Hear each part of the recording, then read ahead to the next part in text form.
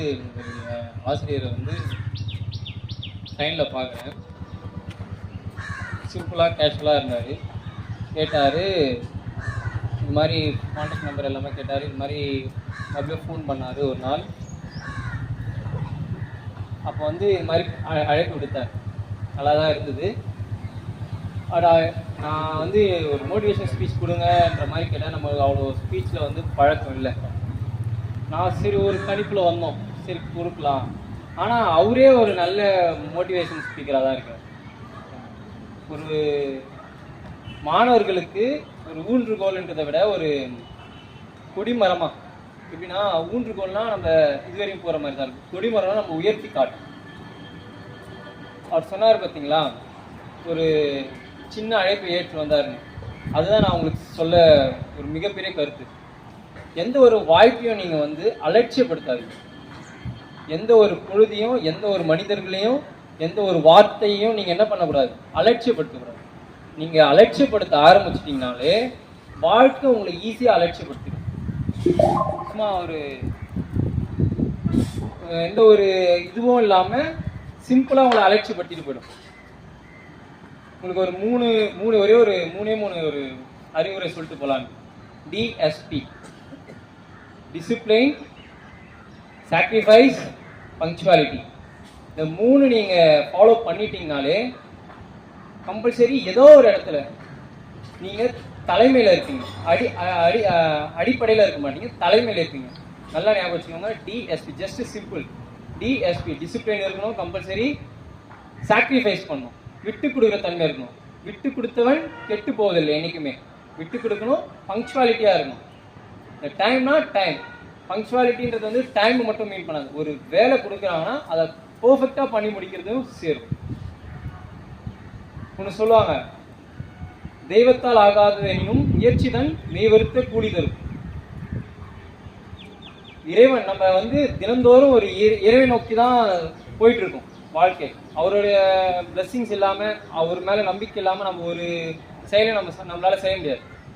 ஆனால் என்ன சொல்றாங்கன்னா, தெய்வத்தால் ஆகாத நேனும், நம்மளுடைய இறைவன் நம்மளை கைவிட்டு அந்த ஒரு சில டைம்ல உங்க குருவே இருப்பார்.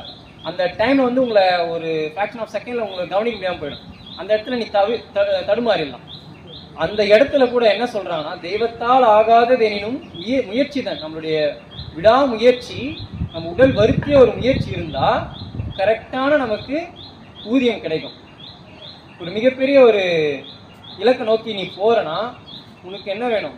கன்சிஸ்டன்சி, தொடர்ச்சியான ஒரு பயிற்சியும் விடாமுயற்சியும் உடையவனின் வரலாற்றில் தோல்வி என்ற சரித்திரம் காண இயலாது என்று ஒரு வாசகம் சொல்லு. முயற்சி, தொடர் பயிற்சி. பயிற்சி முக்கியம். அவர் சொன்ன மாதிரி நீங்கள் மார்னிங் டு ஆஃப்டர்நூன் வரையும் அரபிக் செஷன் படிக்கிறீங்க, அதுக்கப்புறம் அகாடமிக் இயர் படிக்கிறீங்க. அதையும் தாண்டி நீங்கள் என்ன பண்ணுறீங்க? எக்ஸ்ட்ரா கரிக்குலர்ஸ், இந்த ஸ்டேஜ் ஈவெண்ட்ஸ், இதெல்லாம் ஒரு எக்ஸ்ட்ரா கரிக்குலர்ஸ் தான். ஒருத்தர் ஆர்கனைஸ் பண்ணுறாருன்னா சாதாரண விஷயம் இல்லை. இன்னைக்கு 12 பேர் முன்னாடி பண்ணுறவர் நாளைக்கு 12,000 பேர் முன்னாடி பண்ணலாம், நாளைக்கு 12 லட்சம் பேர் முன்னாடி பண்ணலாம், 12 கோடி பேர் முன்னாடி பண்ணலாம். அதற்கு இதுதான் அடித்தளம். அந்த பண்பை எல்லாரும் வளர்த்துக்கணும். அவர் சொன்ன மாதிரி ஒரு விஷயத்தை தப்பா நினைப்பாங்க, சரியா நினைப்பாங்கலாம் இல்லை, பண்ணணும். Do my best. என்னால் முடிஞ்சதை நானும் கண்டிப்பா பண்ணுவேன். யார் என்ன வேணும் நினைக்கிறேன். இன்னைக்கு நான் இது தப்பா பண்ணிருக்கலாம், ஆனா நீங்க அதோட நின்றுக்கூடாது. அதை பிடிச்சிட்டு ஒரு நூல் கிடைக்குதா பிடிச்சிட்டு போயிட்டே இருக்கணும். ஒரு ஆசிரியர் கிடைக்கிறாங்களா, உங்களை கைட் பண்றதுக்கு ஒரு கரெக்டான ஒரு ஆள் கிடைக்கிறாங்களா, அவங்கள மட்டும் நீங்க உதாசீனப்படுத்திடாதீங்க. அவங்க வழி நின்று போய்கிட்டே இருங்க. சரியோ தப்போ நீ அதை யோசிக்க கூடாது. அவங்க சரியா போறாங்களோ தப்பா போறாங்களோ, கைட் பண்றாங்களா, கம்பல்சரி அவங்களுடைய அனுபவத்தை உங்களுக்கு தந்து உங்களை என்ன பண்றாங்க, ட்ரெயின் பண்றாங்க, உங்களை வழி நடத்துறாங்க. இந்த பாதை சரியில்லடா, இந்த பாதையில போடா. நீ இல்லை நான் அனுபவிச்சுதான் நான் கத்துப்பனா உன்னுடைய வாழ்க்கை முடிஞ்சிடும். நீ நாளைக்கு அதே மாதிரி 4 பேரை வழி நடத்தி தான் போமே கண்டி நீ ஒரு இலக்குல போய் நிற்க முடியாது. உன்னை இந்த அளவுக்கு கைட் பண்ணி கொண்டு போறாங்கன்னா அவங்கள மதிச்சு அவங்களுடைய வழி நின்று கண்டிப்பா நீங்க போனீங்கன்னா சரியோ தப்போ போய்கிட்டே இருக்கணும். நதி போல என்ன பண்ணிடும், ஓடினே இருக்கணும். அது கண்டிப்பா என்ன பண்ணும், கடல்ல போயிட்டு ஒரு இலக்குல போய் சேர்ந்துருவேன். கடினமா உழைக்கணும். சொல்லுவாங்க, hard work never can be fail. கேள்விப்பட்டிருப்பீங்க. நான் யோசிச்சிருக்கேன், hard work never can be fail. கஷ்டப்பட்டா கண்டிப்பா அதுக்கு பலன் இல்லாம இருக்காது. சரி, நம்ம பார்ப்போம் சாலைகள்ல நிறைய பேர் வண்டி எடுத்துட்டு போவாங்க. அவங்க அவங்க படாத கஷ்டமா நம்ம பட்டு போறோம். அப்பயே அவங்க வந்து சாதிக்கல. அப்பதான் தோணுச்சு, எங்க அம்மா சொல்லுவாங்க, குறிக்கோளோட கஷ்டப்படணும். ஒரு குறிக்கோளோட நீ கஷ்டப்படணும். கஷ்டப்படுறது வந்து விவசாயிகள் கஷ்டப்படாம இல்லை, நம்ம தின தொழிலாளிகள் கஷ்டப்படாம இல்லை, எல்லாருமே கஷ்டப்படுறாங்க. ஆனா அவங்க கிட்ட என்ன இல்லை? குறிக்கோள் இல்லை. ஒருத்தன் குறிக்கோளோட கஷ்டப்படுறான்னா கண்டிப்பா அவன் ஜெயிப்பான். கண்டிப்பா அவன் ஜெயிப்பான். இன்னொன்னு சொல்லுவாங்க, அதிகாலையில எழுந்துக்கிட்டா கம்பல்சரி அவன் ஒரு லட்சியவாதி ஆவான் அப்படின்னு பார்த்தா, நம்ம நியூஸ் பேப்பர் போடுறவங்க, பால் பாக்கெட் போடுறவங்க என்ன பண்ணிருக்கணும்? எல்லாருமே லட்சியவாதியா இருக்கணும், சாதிச்சிருக்கணும். அவங்க கிட்டயும் என்ன இல்லை? அந்த தெளிவான சிந்தனை. ஒருத்தர் ஒரு ஒலிம்பிக்லயோ ஒரு ஏதோ ஒரு காம்படிஷன்ல போய் நிற்கிறாருன்னு வச்சுக்கோங்க, உசேன் போல்ட்டே எடுத்துக்கோங்களேன். அவர் ஒரு உருவம், நம்ம வந்து அவரை விட வலிமையான உருவத்தெல்லாம் நம்ம வீட்டு பக்கத்துலயும் நம்ம தோழர்களையும் நம்ம உறவினர்களையும் பார்த்துருக்கோம். இவர் இப்படி இருக்காரு, இவர் கூட போய் ஒலிம்பிக்ல ஜெயிச்சிருக்கலாமே. ஆனால் அதுவும் அவங்களுக்கும் இவங்களுக்கும் என்ன வித்தியாசம்? அவங்களுடைய சிந்தனைகள் வேறு, இவர்களுடைய சிந்தனைகள். அவங்களுடைய உழைப்பு வேறு, இவர்களுடைய உழைப்பு வேறு.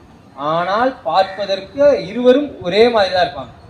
ஜிம்ல போனா எல்லாரும் உசைன் போல்ட் மாதிரி தான் இருப்பாங்க. நல்ல ஆர்ம்ஸ், நல்ல ஷோல்டர்ஸ், நல்ல லாட் எல்லாம் வச்சு பர்ஃபெக்டா இருப்பாங்க. ஆனா அவங்க எல்லாரும் என்ன பண்ணிடுறாங்க? ஒலிம்பிக்ல போயிட்டு மெடல் எடுக்கிறது இல்லை, ஒரு விஷயத்துல போய் சாதிக்கிறது இல்லை. ஏன்னா உங்களுடைய சிந்தனைகள் தெளிவாக இருக்கணும், உங்களுடைய எண்ணங்கள் எப்படி இருக்கணும்? தெளிவா இருக்கணும். கடைசியா ஒண்ணு, உங்களுக்கான இலக்கு ஒன்று இருக்கு, அதை தொடாம நீங்க வந்து உரையிடக்கூடாது. நான் சொல்றதை நல்லா மைண்ட்ல வச்சுக்கோங்க. நமக்குன்ற விதிக்கப்பட்ட ஒரு உயரம் உள்ளது, அதை தொடாமல் யாரும் உறங்கி விடக்கூடாது. புரிகிறதா? முயற்சியுடையார் இகழ்ச்சியுடையார். God bless you. எல்லாரும் கண்டிப்பா ஒரு நாள் உச்சத்தை அடையும். எல்லாரும் ஒன்னா சேர்ந்து. நன்றி.